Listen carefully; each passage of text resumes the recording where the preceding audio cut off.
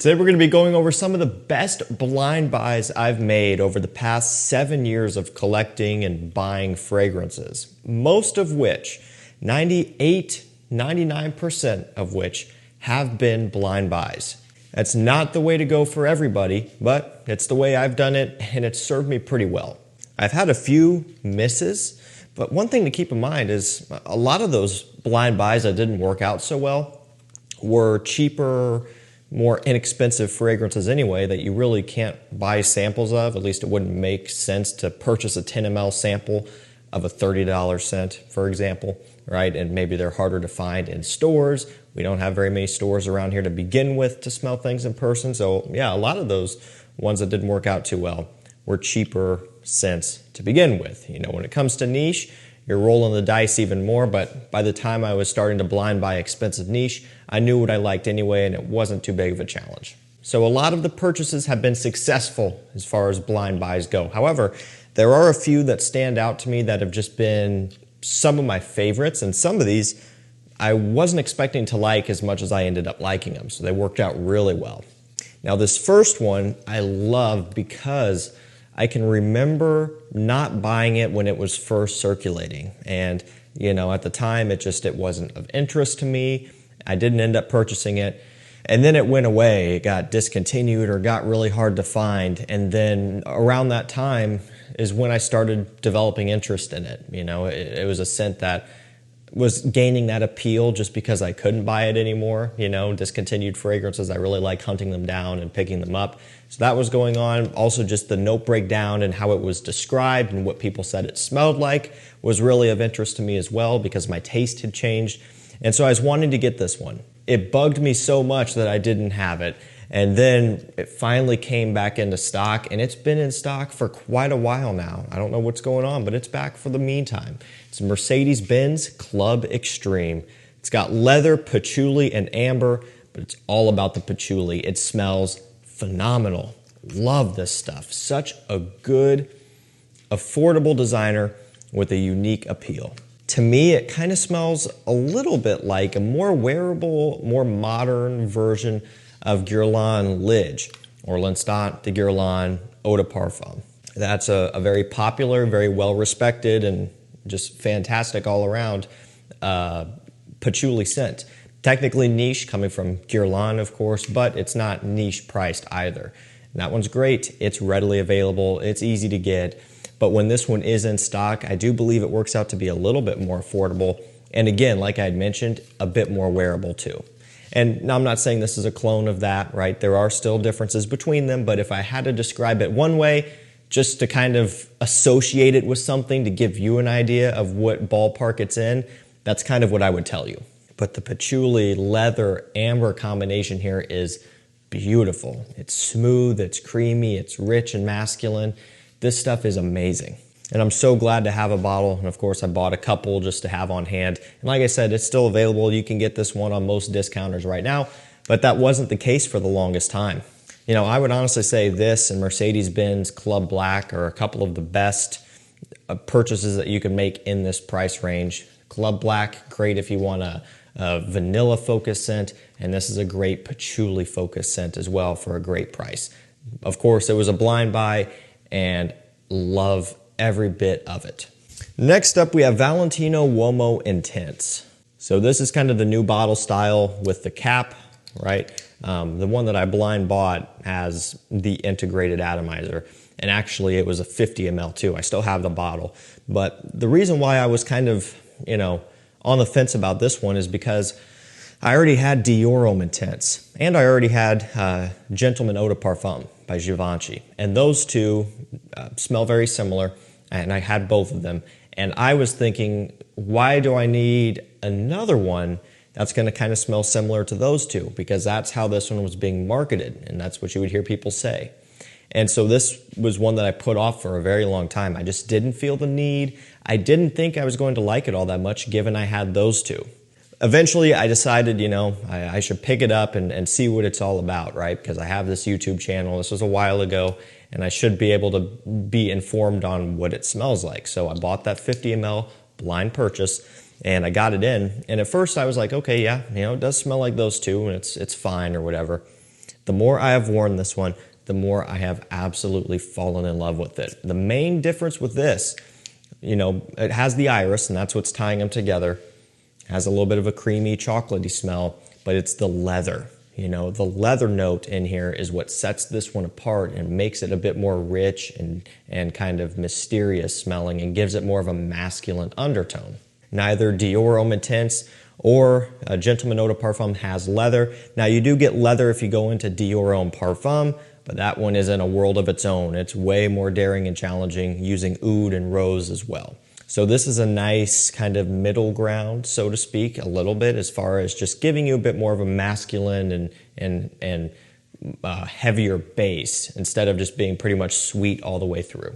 I love Valentino Uomo Intense. I think it's a fantastic purchase. And I'll tell you what, even having those others that I've been referencing quite a bit, I don't think there is a ton of redundancy. Now, that's going to vary from person to person, and not everybody will feel the need to have this one as well if you have one or both of those.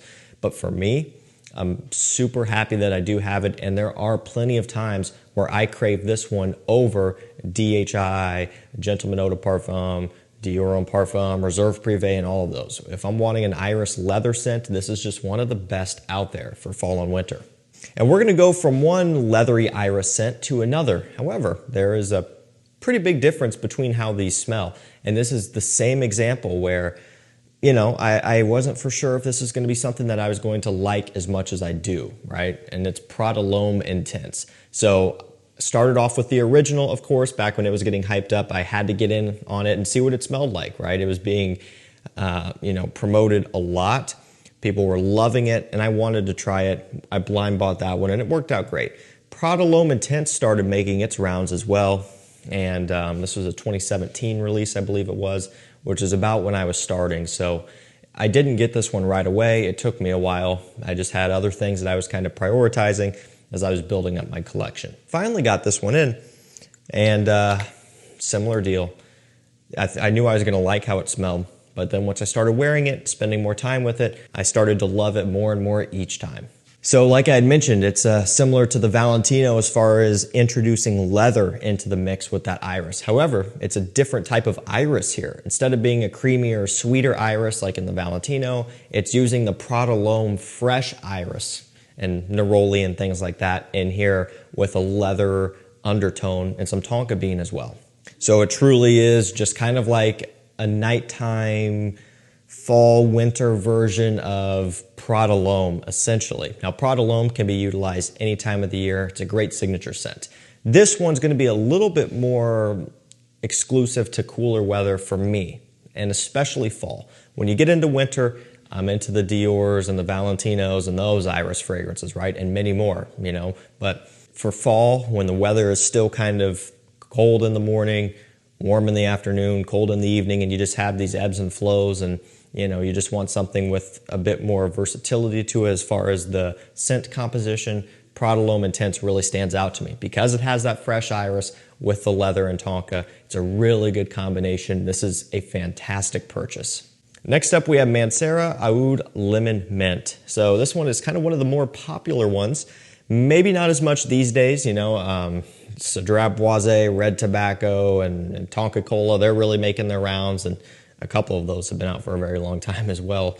But no, Intense Cedrat Boisé is new. Cedrat Boisé has been out for a while. You don't hear much about Aoud Lemon Mint anymore like you used to. It's got lemon, almond, and oud, right? So very bizarre combination. It throws people off, and it makes sense, right? Because you see the name, you see the bottle, greenish blue gradient, lemon mint, sounds minty and green and bright. Sounds like a summer scent. And then you smell this one, and it has a whole bunch of depth to it. A lot of oud and some amber, and then just kind of a bit of a freshness off the top, but quite a bit of sweetness too. This is not your usual summer scent, that's for sure. I really see it more as like a spring scent, you know, spring, early fall, again, when you're kind of having these temperature changes and stuff, and then maybe summer evenings if you wanted to. To me, I think it could even be used in winter to kind of bring a splash of summer into the frozen tundra, so to speak. If you live somewhere where it gets cold and you get snow, you kind of start to miss that summer feeling. At least I do. Summer's my favorite time of the year. love summer fragrances as well. So this could be something you throw on in wintertime to just give you a little bit of a minty green lemon feel, but still has a lot of depth to get you through a cold winter day. You know, in typical Mancera fashion, this is $80 or so for 120 ml full presentation, 80, maybe 90. You know, typically these Manceras now are falling below $100 for full presentation, standard size bottle. That is insane given they're a niche brand.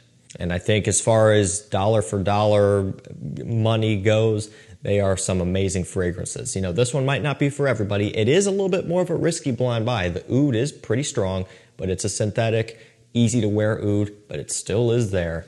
Might not be something that everybody's gonna love, but if you know what you like and you want something different, this is a really good pickup. I've ended up liking this one so much more than I ever thought I would. Next up, we have Nautica Voyage. You know, it's a $20 scent that started my collection. Man, this blind buy paid off in the biggest way possible. I mean, I could not have asked for a better start to this hobby, a better introduction into this hobby, I guess I should say. You know, because it was this and Versace Mano Fresh that kicked off that interest for me. I bought both of them, Versace Mano Fresh and Nautica Voyage, off of Amazon, right? Didn't know where else to go, bought them there, and just immediately I knew that this was something pretty cool. Nautica Voyage, it's a very nice apple green, fresh, aquatic scent. Perfect for warm weather. You guys know all about this one by now. Really, it needs no introduction. It's one of the best cheap summer fragrances out there, in my opinion. $20 or less, you just can't go wrong with this. Worst case scenario, you don't like it as much as you thought, give it to somebody. A friend, a coworker, a cousin, your son, right? Anybody. You know, they're gonna appreciate it. They're gonna see Nautica. It's a big designer brand. They might not know that you only paid 20 bucks for it. They might thought that you paid retail 80 or whatever. Regardless, this is one you just, for the price, there's no reason not to at least give it a try. And with something like this affordable, why would you really buy a sample of it online, pay for shipping and tax to get that to you? You know, toss this bottle in your cart next time you're checking out, and chances are you're really gonna like it. Next up, we have Abercrombie & Fitch First Instinct Extreme. So started off with the original one, and this one was launched, and I love the original. This one got me super excited, so I bought it. And it turned out to be a fantastic purchase and what I would consider to be a really well done flanker. You know, there are some flankers out there that don't really stay true to what they're, a flanker of, and they really change it up. Some brands don't change it up enough. This one, they hit it right on the head. It truly is a more intense, more extreme smelling version of First Instinct. You still get some of that melon, but you do get some more woody notes in here as well. So just kind of sweetens it up and makes it a bit stronger. This is another one where it kind of went away for a while. You know, it came out, hit discounters, got affordable, and then just disappeared. Now it's working its way back to a more normal price. So you can get this one again for around $30 to $35. YSL L'Homme Le Parfum. Man, this stuff is great. So much better than I thought it was going to be. Again, kind of a trend with this video. It's got ozonic notes, geranium, and amberwood. Looking at the note breakdown, when it first came out, I thought it was going to be a throwaway scent. And, you know, that's kind of what I was preparing myself for. I bought it anyway. That was a whole fiasco. I've told that story before. Ended up finally getting it. And it turned out that I really, really love this stuff. As far as the YSL L'Hommes, and, you know, the flankers, even the Lana Weedalone flankers, this is one of the more affordable ones. It's generally 100 ml for 80 bucks, which is not bad considering some of the others can kind of start to work their way into the 100s. It's kind of their take on a blue fragrance within the L'Homme lineup. And the way I describe it is it's a mixture between the original YSL L'Homme and YSL Y Eau de Parfum. Take that blue, modern, amberwood, trendy smell from YSL Y EDP and mix it with the more classic, appley, woody, gentleman smell from YSL L'Homme. Combine those and you have this in a nutshell. And that's why I love it, because I love the original YSL L'Homme and I love Y Eau de Parfum. The best of both worlds, and you can't buy both of those and layer them for the price of this, right? This is like two birds with one stone for 80 bucks. Last up for this video, this blind buy has paid dividends for me. Guerlain L'Homme Ideal Eau de Parfum. It's got cherry, almond, and vanilla. but it's all about that almond and cherry in particular that really makes this one stand out. This has been a favorite of mine. I love this stuff. Have backup bottles of this one as well. Will never be without this stuff. It's amazing. It's so unique. The almond, that makes the scent unique. And that's, you know, true throughout the entirety of the lineup, right? They really stand out. That note is underutilized. And the fruity cherry just gives it a nice, unique touch. You're getting some sweetness, vanilla, tonka bean. Smells beautiful. It's delectable, delicious, perfect for the cold weather. I mean, this one in the wintertime, it warms you right up. And it has more of a gentlemanly, classy smell to it compared to a lot of other modern winter fragrances that are sweeter and more bubblegummy and you know, have the toffee note and you know, all of that stuff, the Azzaro Most Wanteds and Invictuses and Stronger With Yous and all of that stuff that kind of start to run together a little bit. This one stands out and it's right around $100. It's a great pickup. Alrighty guys, that's going to do it for me. Some of my favorite blind buys that I've made over the past 7 years of collecting. These have worked out great for me. I will link all of these down below if you have any interest in picking these up. Thank you so much for watching. Stay safe, stay healthy, and we'll see you tomorrow with another one. Take care.